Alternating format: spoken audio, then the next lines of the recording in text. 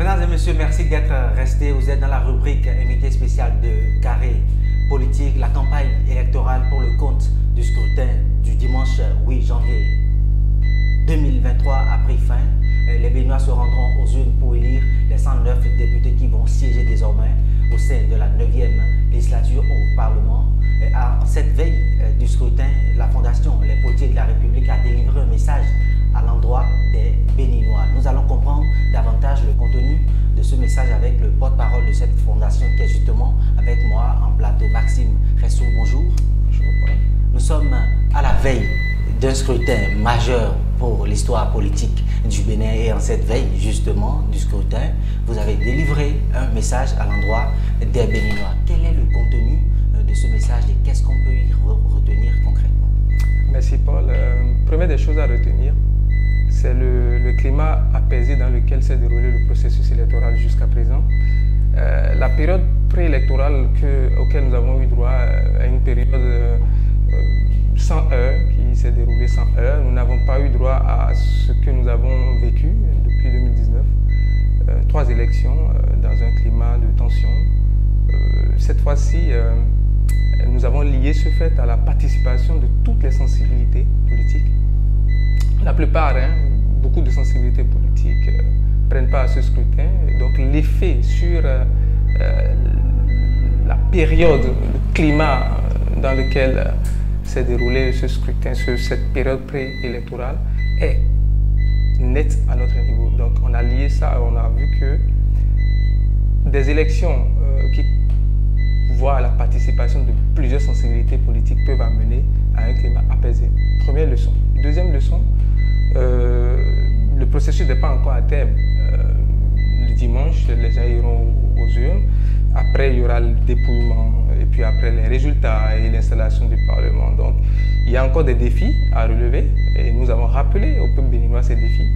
Le premier défi, c'est celui de la sécurité.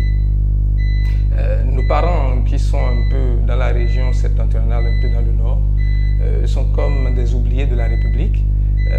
Vous avez vu... Est-ce que c'est l'impression des potiers de la République, puisque le gouvernement investit suffisamment dans la sécurité et la défense du territoire, surtout avec les dernières attaques que le Bénin a connues ces derniers mois?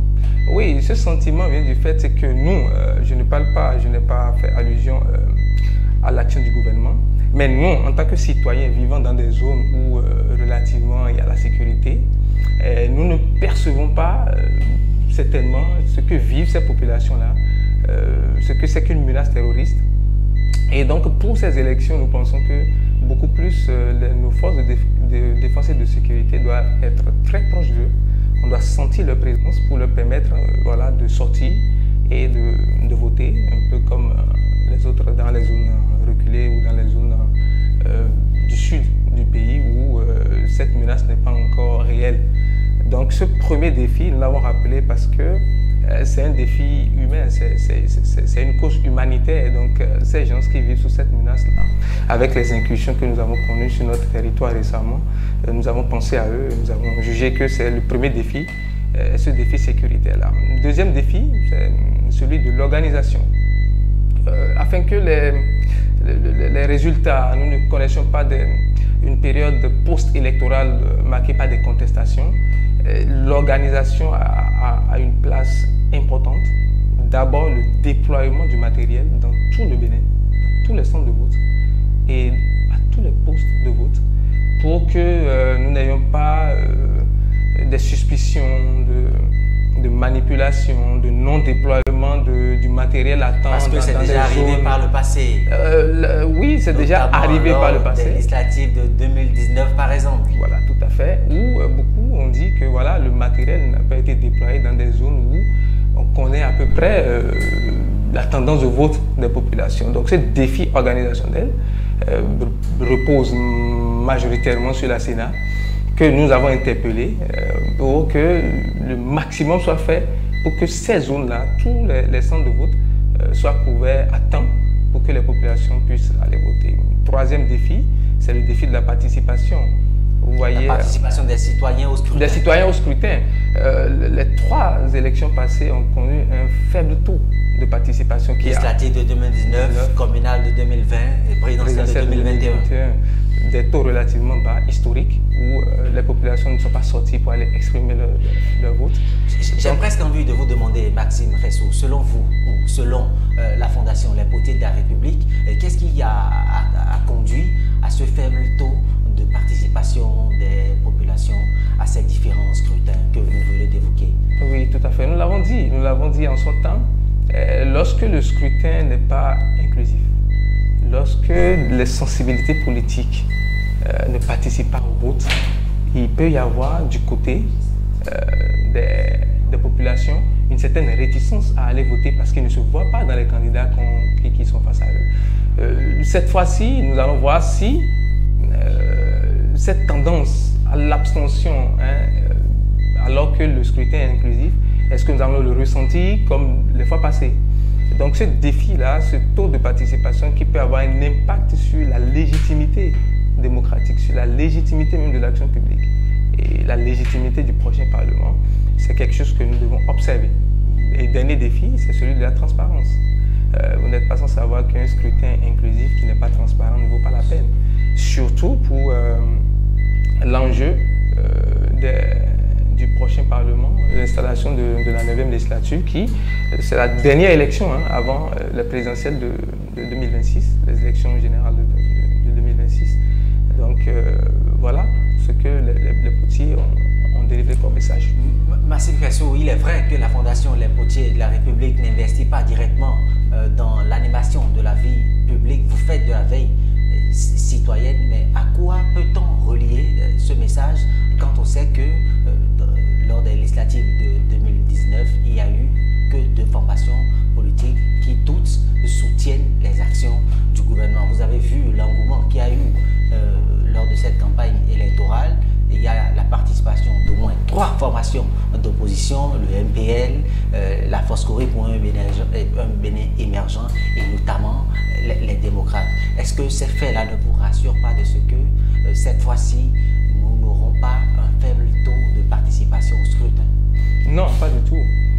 Pas du tout, parce que vous savez, les populations étaient habituées ces dernières années à rester chez eux. Cette fois-ci, rien n'est sûr qu'ils vont, malgré la participation de ces formations politiques, et qu'ils vont se rendre aux urnes massivement.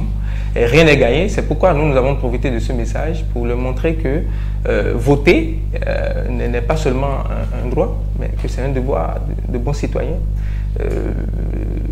Se retrouver dans l'action politique, dans l'action publique, dans les décisions, dans les lois qui seront votées par ces députés, passe déjà par le fait de se rendre aux urnes et de choisir librement son représentant.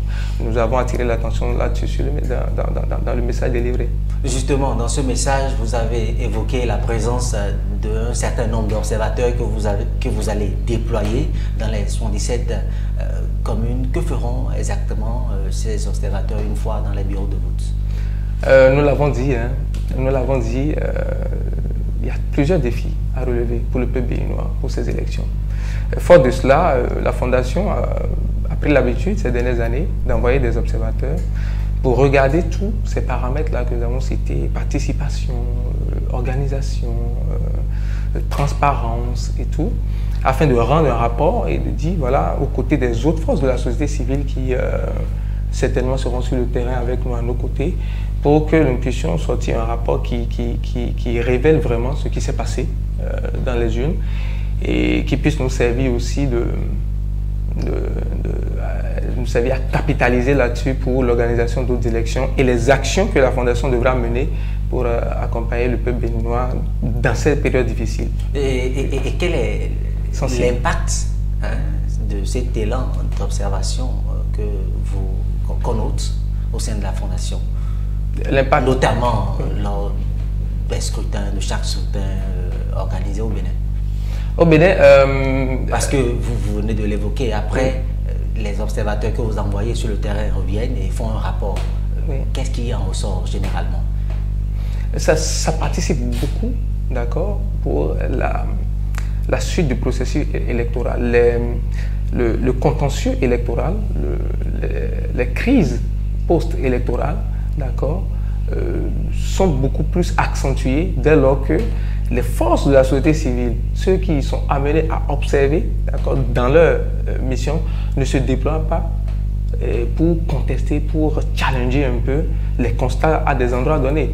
Lorsque vous voyez par exemple des forces politiques dire par exemple qu'ils ont constaté tel manquement, et que ça peut, le discours tend à soulever les populations, l'intervention des organisations qui ont supervisé, qui ont observé ces élections peut contrebalancer un peu la tendance. Ça a un impact direct sur le contentieux post-électoral.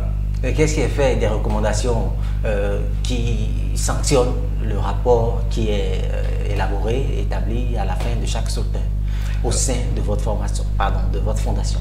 La première des choses, c'est que ça nous permet, nous, de mieux nous déployer les fois à venir, de mieux cerner les problématiques et d'anticiper des fois données sur ce qui peut se passer à X endroit ou à X autre. Étant sur le terrain, nous avons aussi la capacité d'alerter aussi rapidement des situations que nous vivons en direct pour que ça puisse être corrigé aussi. Ces rapports aussi vont à l'endroit des organisateurs, tels que la Sénat, quand c'est public, ils peuvent s'en inspirer et voir un peu comment les failles de l'organisation et améliorer les fois à venir. On a noté un certain activisme quand la Fondation Les Potiers de la République est née, mais ces dernières années, il y a comme une baisse d'engouement. On a l'impression que c'est seulement à la veille de chaque scrutin au Bénin que les potiers de la République se réveillent de leur long sommeil. Long sommeil, vous dites? Oui, non, je le dis avec beaucoup de sérénité d'ailleurs. Je le veux avec beaucoup plus de réserve, parce qu'à la Fondation Les Potiers de la République, nous ne dormons pas. L'essentiel de notre action repose sur l'éveil du citoyen, sur notre capacité à amener les citoyens à un niveau élevé de conscience. Nous ne sommes pas forcément des acteurs de la société civile qui sont dans les actions sociales, vous voyez, un peu médiatisées, non. Nous sommes aux côtés des populations, nous sommes avec les jeunes, nous sommes avec eux dans leur communauté, nous les formons, nous les conscientisons, et donc ce n'est pas forcément une occasion de communication autour de nos actions. Pour les élections, c'est des moments extrêmement sensibles pour le pays, et on ne peut pas, vu ce que nous faisons aux côtés de nos citoyens tous les jours, rester les bras croisés dans des moments sensibles pour le pays, où l'avenir du pays se joue. C'est pourquoi nous sortons souvent beaucoup plus à l'approche des élections pour rappeler aux citoyens leurs devoirs, et que nous devrions forcément cultiver la paix et le vivre ensemble. Vous avez parlé de formation, d'éveil de conscience, mais quels sont les indicateurs à travers lesquels vous mesurez l'impact du travail que vous faites au quotidien, aux côtés des Béninois? À travers le temps et l'espace, nous avons eu beaucoup d'indicateurs. Il fut une époque où les potiers étaient vraiment engagés aux côtés des jeunes leaders, des jeunes d'opinion, que nous avons préparés, que nous avons coachés, que nous avons formés, afin que ceux-là soient vraiment aptes à s'impliquer et à prendre la relève comme ils le voulaient. Ça a eu son effet dans le temps. On a vu beaucoup plus de jeunes qui ont émergé, qui ont, à travers la Fondation Potiers de la République, se sont affirmés. Après, nous avons aussi été beaucoup dans l'autonomisation des jeunes, l'organisation des jeunes autour des projets communautaires et tout. On a eu des impacts, on a eu des succès dans des communes qui font 4 écoles jusqu'à présent.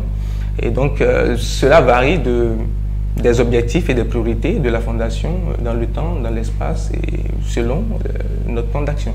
Maxime Kessou, les 109 députés qui seront élus à l'issue du scrutin qui va se dérouler demain, dimanche 8 janvier 2023, vont siéger au Parlement pour 3 ans. En termes de perspective, qu'est-ce qu'on peut déjà dire?